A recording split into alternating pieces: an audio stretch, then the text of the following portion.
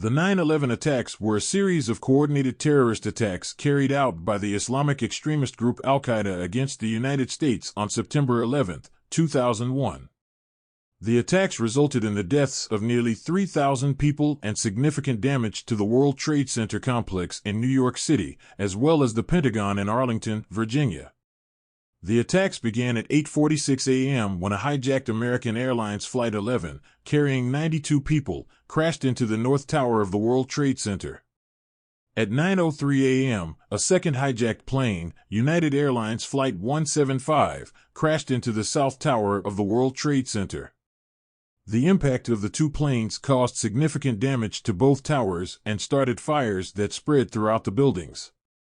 At 9:37 a.m., a third hijacked plane, American Airlines Flight 77, crashed into the Pentagon, killing 125 people inside the building and all 64 people on board the plane.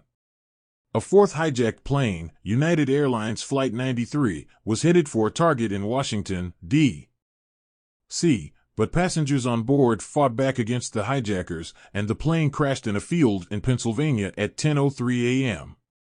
The collapse of the Twin Towers began at 9:59 a.m. when the South Tower collapsed, followed by the North Tower at 10:28 a.m. The collapses of the towers caused significant damage to surrounding buildings and infrastructure.